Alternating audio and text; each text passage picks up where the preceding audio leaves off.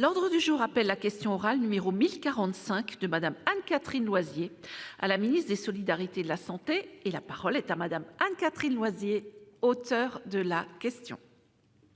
Merci Madame la Présidente, Madame la Ministre, mes chers collègues. Je souhaite attirer votre attention sur l'inégalité de traitement entre la ville et l'hôpital concernant le financement des consultations externes. Dans le contexte de désertification médicale grandissante, nombreux sont les hôpitaux de proximité qui proposent des consultations réalisées par les praticiens exerçant au sein de ces établissements ou bien par des médecins retraités qui acceptent de redevenir salariés des hôpitaux. Ils assurent ainsi l'offre de soins dans des secteurs en grande carence. Certes, l'activité externe n'est pas le cœur de métier de l'hôpital public, mais si l'on s'en tient à la conception de l'hôpital de proximité tel que développé par votre gouvernement, ces établissements ont plus que jamais vocation à combler les manques existants, tout en favorisant bien sûr un partenariat et une dynamique avec les médecins libéraux locaux. Ces activités diversifiées, consultations spécialistes, généralistes, biologie, sont de même nature que celles réalisées par les praticiens libéraux en cabinet en ville. Les tarifs de ces actes et consultations externes à l'hôpital sont déterminés de façon exogène par les conventions liant l'assurance maladie aux professionnels de santé libéraux. Pourtant, à ce jour, les majorations tarifaires issues de ces conventions ne sont pas appliquées aux établissements de santé. En effet, un dispositif réglementaire limite nominativement les majorations transposables à l'activité d'actes et consultations externes des établissements de santé. Cette discrimination de traitement entre la ville et l'hôpital pour des soins pourtant similaires est injuste et préjudiciable non seulement aux populations locales déjà dépourvues de médecins libéraux, mais également au budget de ces établissements de santé, souvent de petits hôpitaux en grande difficulté financière du fait de la tarification à l'activité T2A, toujours pratiquée à ce jour. Cette discrimination entraîne une remise en cause de ces activités par ces petits hôpitaux largement sous-rémunérés selon l'Inspection générale des affaires sociales. À l'heure où le financement au parcours est un élément constitutif de la stratégie nationale de santé, Madame la Ministre, pensez-vous accorder aux établissements de santé un financement équitable de leurs actes et consultations externes, de manière à permettre cet ultime recours aux populations souvent rurales qui n'ont d'autre alternative que leurs hôpitaux de santé? Je vous remercie. Parole est à Madame la Ministre, Christelle Dubos.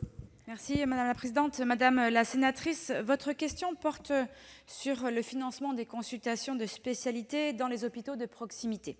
Nous partageons avec vous l'enjeu de garantir l'accès à un spécialiste à tous et surtout les territoires. C'est la raison pour laquelle, dans la loi relative à l'organisation et à la transformation du système de santé, votée cet été, le gouvernement a souhaité confier obligatoirement aux hôpitaux de proximité la mission de proposer des consultations de spécialité.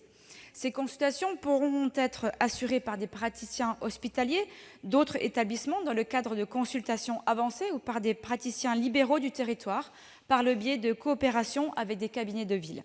Celles-ci pourront également être réalisées par télémédecine, notamment dans les territoires isolés. La loi de financement de la sécurité sociale pour 2020 a permis de poser un modèle de financement adapté aux missions de ces hôpitaux qui rompt avec la logique de la T2A. En effet, le financement de leur activité de médecine fera désormais l'objet d'une garantie pluriannuelle qui assure à l'établissement de ne pas perdre de recettes sur la durée d'un cycle de 3 ans, même si son activité venait à baisser.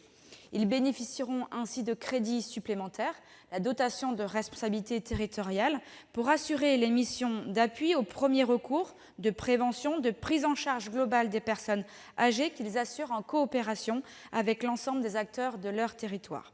Vous avez raison aussi de noter que l'offre de consultation externe, du fait de ses modalités techniques de financement, est parfois déficitaire pour des établissements de petite taille. Ainsi, l'article 33 de la même loi de finances de la sécurité sociale, il est précisé explicitement que cette dotation de responsabilité territoriale vise à soutenir l'offre de consultation de spécialité. Enfin, vous soulignez à juste titre l'asymétrie qui prévaut actuellement entre la ville et l'hôpital concernant l'application des majorations des conventions médicales. Ces dernières ne s'appliquent en effet en établissement de santé dès lors qu'elles ont été expressément prévues par un arrêté. À la suite de la publication de la convention médicale d'août 2016, une réflexion sur l'ouverture progressive aux établissements de santé de l'ensemble des majorations tarifaires applicables aux actes et consultations externes s'est ouverte. Aussi, il y a encore des travaux de transposition de ces majorations qui se poursuivent et nous continuerons en effet à mieux valoriser cette activité de prise en charge externe, notamment sur les territoires isolés ou ruraux dont on sait la nécessité. Je vous remercie. Madame Loisier, vous disposez de 8 petites secondes pour une réplique. Je vous invite à être très brève. Merci beaucoup, Madame la Ministre. Nous allons donc suivre ces évolutions. J'attire simplement votre attention qu'il s'agit souvent de consultations, non pas de spécialistes, mais de généralistes, parce qu'il n'y a plus de généralistes de proximité et que les hôpitaux ne peuvent plus assumer les dépassements, les forfaits kilométriques pour aller au domicile de ces personnes âgées sans autre moyen de transport. Merci.